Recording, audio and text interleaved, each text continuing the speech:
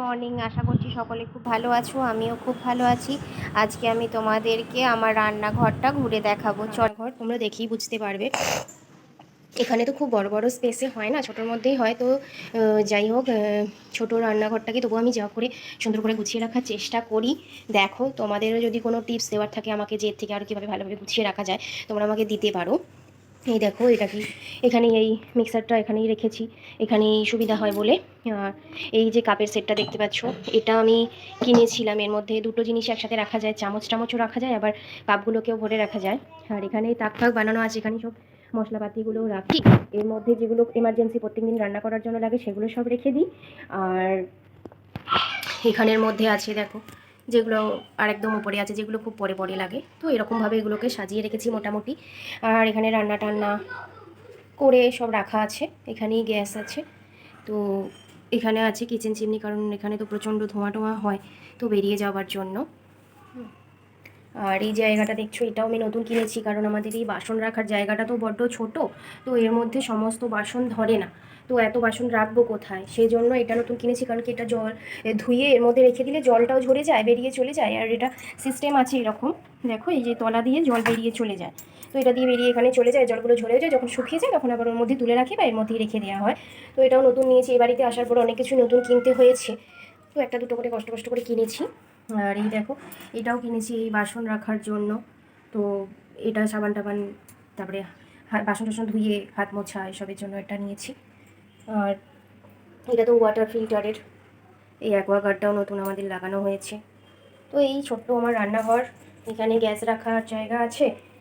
আর এখানে দেখো দুটো মিটকেসের মতন আছে, হ্যাঁ, এর মধ্যেও কিছু না কিছু ভরে রাখি। হ্যাঁ, তো ওখানে ডাস্টবিন রাখার জায়গা আছে, শিলনোড়া রয়েছে কিন্তু ব্যবহার হয় না। এখানেও টুকটাক করে কিছু জিনিস রাখা আছে, হ্যাঁ, তো জিনিসপত্র রাখা আছে। তো এই জায়গাগুলো অনেকটা ময়লা হয়ে গেছে, পরিষ্কার করার চেষ্টা করেছিলাম, তোমরা দেখে বুঝতে পারবে, কিন্তু এগুলো ওঠেনি। তো সেই জন্য এগুলোকে ঢাকা দিয়ে দেওয়ার জন্য দুটো পলিথিনের মতন কিনে আনবো, যাতে ওটার উপরে চাপা দিয়ে দেওয়া হয়। আর এখানকার জলগুলো না প্রচণ্ড মানে সাদা সাদা দাগ হয়ে যায় খানিকক্ষণ জল রাখলেই। তো সেজন্য ঠিক করেছি যে এগুলোতেও একটা করে দিয়ে দেবো, তাহলে কি হবে, এখানেও জলটা যদি একটু একটু লেগে থাকে তাহলে এই জায়গাগুলো নষ্ট হবে। তো এখন সন্ধেবেলা আমরা বেরিয়ে পড়েছি, ছেলেও গেল চিকচিকিটা নিয়ে আসার জন্য, মানে ওই টেবিল ক্লথটা, ওটা নিয়ে আসবো, যদি পাওয়া যায় দেখবো। তা রাস্তায় জ্যাম থাকায় ভিডিও করা হয়নি। কিনে এনেছি, দেখো মামু করছে, এখানে লাগানো হয়ে গেছে।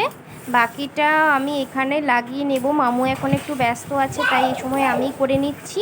এই জায়গাটা ভালোভাবে মুছিয়ে নিচ্ছি, কারণ না মুছিয়ে তার উপরে লাগালে দেখতে ভালো লাগবে না। তো আমি এই জায়গাটা ভালো করে মুছে পরিষ্কার করে নিয়ে এর উপরে আবার লাগাবো। তাহলে চলো তোমরা দেখতে থাকো। লাগানোটা কমপ্লিট হয়ে গেছে, এরপরে এখানেরটা লাগাচ্ছি। মামু অনেকটা হেল্প করে দিয়েছিল, তো মামু এখন একটু বিজি আছে, তো আমি এই সময় একটু করে নিচ্ছি। তো একবার করে ভিডিও করছি, একবার করে এটা করছি, তাই তোমাদেরকে পুরোটা কাজটা দেখাতে পারছি না। তো দেখো, আপাতত এটা লাগানো হয়েছে, এখনও ওপর দিকের এইগুলোতে সবেতে লাগাবো। কমপ্লিট হয়ে গেলে তোমাদেরকে দেখাবো কেমন লাগছে। মেশিনের কাছে এখানটাতেও খানিকটা পেতে দিলাম, কারণ কি, এখানে তো ওই বাসন রাখার জায়গাটা রাখি, তো না হলে কি হবে, ওখানটাও জল পড়ে পড়ে ওই জায়গাটা সাদা দাগ হয়ে যাচ্ছে, সেই জন্য ওই জায়গাটা দিলাম।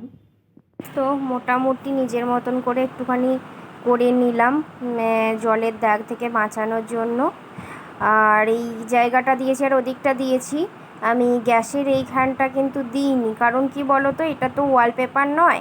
হ্যাঁ, ওয়ালপেপার হলে তো ঠিক ছিল, কিন্তু এখানে তো যদি আগুন টাগুন পড়ে যায়, দিয়ে যদি পুড়ে যায়, সেই ভয়েতে আমি গ্যাসের ওই জায়গাটা দিলাম না। দু সাইডগুলো যেগুলোতে বেশি ব্যবহার করি না সেইগুলোতেই লাগিয়েছি। আর এগুলো তো তোমরা দেখতেই পাচ্ছ, এইগুলোতেও লাগিয়ে দিয়েছি।